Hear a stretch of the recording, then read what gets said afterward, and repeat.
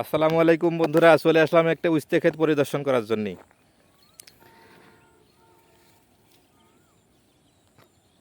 উস্তে করলা ধরে গেছে, আসলে মূলত এটা করলা নামেছে না। এই দেখ, এই নিচের এইগুলো কেটে দিতে হবে, এই ডুকাগুলো ভালো হবে। এই যে কেটে দিলে স্প্রে করতে হবে, এই আস্তে যে সিলেটেড জিং স্প্রে করতে হবে কালকে। এই যে বন্ধুরা দেখতে পাচ্ছেন, ডুগায় করলা ধরে গেছে মূলত, কিন্তু গাছটা একটু কষে গেছে। গাছটা, এই গাছটা এখন ট্রিটমেন্ট নিতে হবে। ট্রিটমেন্ট আছে যে আপনার ম্যানকোজেব ব্যবহার করতে হবে, থিয়েবিট ব্যবহার করতে হবে, সিলেটেড জিঙ্ক ব্যবহার করতে হবে, তাইলে গাছটা সেরে যাবে। প্রত্যেকটা গাছই প্রায় এরকম আছে।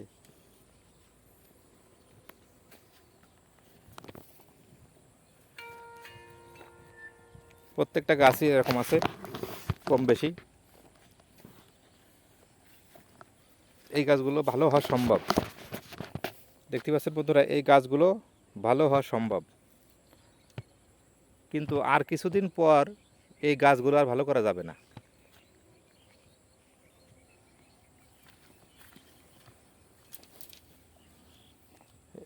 স্প্রে করতে হবে, এগুলো স্প্রে না করলে এগুলো ভালো হবে না।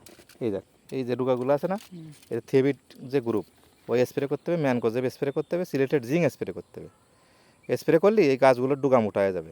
আর যেগুলো এই যে পাতা এরকম হয়ে গেছে না, প্রত্যেকটা গাছ পাতা কিন্তু মেলা নেই। দেখ, প্রায় গাছ কিন্তু পাতা মেলা নেই, কষে গেছে। এর একমাত্র কারণ আছে যে এই অতিরিক্ত তাপ না, এই তাপে শক্তি উপরে টানতে পারতেছে না, এই জন্য এতে উপরে স্প্রে করতে হবে। এই যে এই গাছগুলো, এখন এই গাছগুলো স্প্রে করতে হবে। স্প্রে করলে ডুগাগুলো মোটা হবে, নাহলে কিন্তু ডুগা মোটা হবে না।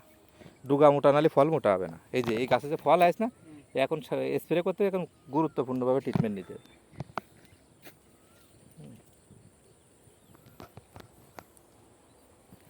এই যে প্রত্যেক গাছে ফল এসে গেছে, সিয়ারা নষ্ট হয়ে গেছে। এই সিয়ারা আবার হয়ে যাবে। কালকে স্প্রে করতে, আজকে স্প্রে করতে হলে আরও বেশি ভালো। কালকে বিকেলে স্প্রে করে দিবি, কীটনাশক দিয়ে দিবি সাথে। আর আছে যে দিবি আছে যে ম্যানকোজেব আর সিলেটেড জিন একসাথে দিলি গাছগুলো ছাড়িয়ে দেবে না পরপর। এই কালকে স্প্রে করার পরে 5 দিন পরে বা 4 দিন পরে, 4 থেকে 5 দিনের মধ্যে আবার আরেকবার স্প্রে দিবি, একই জিনিস স্প্রে দিতে হবে। আর ওই অক্সিভিট কন্টিনিউ, ওইটা আলাদা স্প্রে করতে হবে। একদিন, যে কোনো একদিন বেছে নিতে হবে, সপ্তাহে যে কোনো একদিন অক্সিভিট বেছে নিতে হবে। অক্সিভিট, এই উস্তে গাছগুলো ভালো আছে, দেয় এইগুলো ভালো আছে, এগুলোও কিন্তু নষ্ট হয়ে যাবে যদি স্প্রে না করা হয়। এই সব উস্তে গাছে ফল এসে গেছে, এই যে ফল এসে গেছে। এই যে কুকড়ায় গেছে, ও কিন্তু শক্তি পাচ্ছে না, কিন্তু শক্তি না পাওয়ার কারণে কুকড়ায় যাচ্ছে।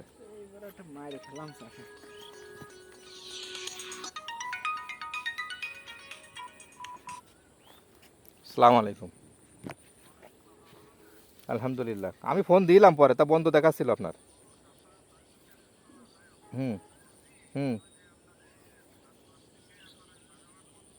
বাগারপাড়া যা লাগবে না, খাজুরাই যে পাম্পে আছে না, পাম্প, ওই পাম্পের থেকে 1.5 কিলো রাস্তা হয়ে যাবে, যে জায়গাটা মাল নামবে।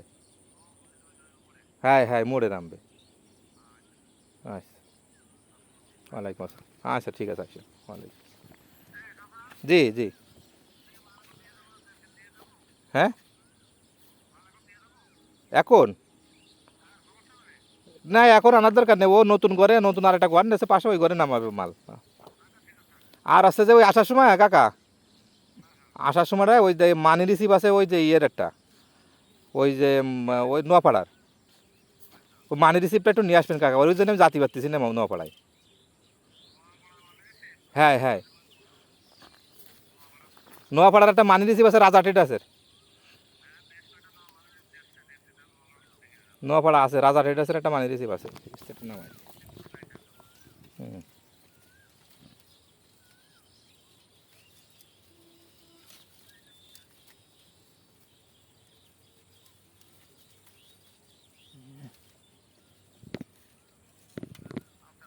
ওই তো একটু নিয়ে আসবেন। আর একটু যদি বই থাকে কাকা, যদি বই থাকে ওই যে হ্যাঁ হ্যাঁ হ্যাঁ, পণ্য পরিস্থিতি বই বা ডিলারের যে পরিবেশক বই, পণ্য পরিস্থিতি, পরিবেশক বই আছে, পরিবেশক বই।